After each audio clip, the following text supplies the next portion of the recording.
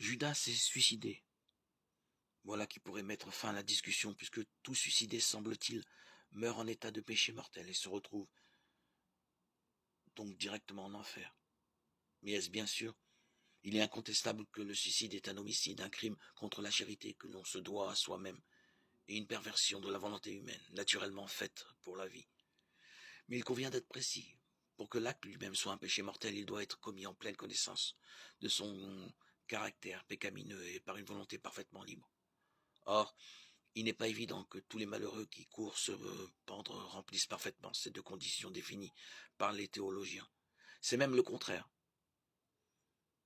Lorsque des troubles psychologiques graves, l'angoisse ou la crainte grave de l'épreuve, de la souffrance ou de la torture sont en cause, la responsabilité du suicidaire est diminuée.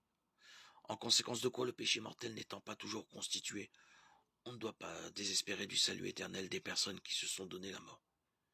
Dieu peut leur ménager par des voies qu'il lui seul connaît, l'occasion d'une salutaire repentance. Bref, il ne suffit pas de dire que Judas était un traître et un suicidé pour prouver qu'il est en enfer. Il faut creuser plus loin. Toute la question est de savoir si Judas a commis le seul péché qui ne puisse être remis, à savoir le péché contre l'esprit. Matthieu 12, 31. C'est-à-dire l'endurcissement final, l'enfermement dans l'orgueil, la complaisance dans son propre péché, le refus de demander pardon et d'être pardonné. Or ici, les choses n'apparaissent pas si claires, car Matthieu rapporte que Judas, bien loin de s'enorgueillir de son péché, s'en est repenti.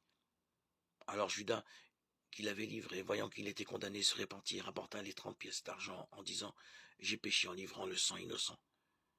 Il se retira et alla se pendre. Matthieu 27, 3, 5.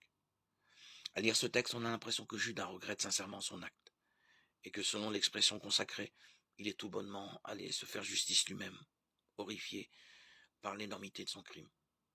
Et l'on ne saurait l'accuser de fuir la justice des hommes, puisqu'en l'occurrence, elle ne risquait pas de le poursuivre.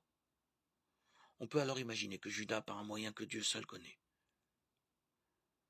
a pu faire repentance sincère et demander miséricorde. C'est un avis minoritaire, mais qui n'est pas insoutenable. C'est une hypothèse.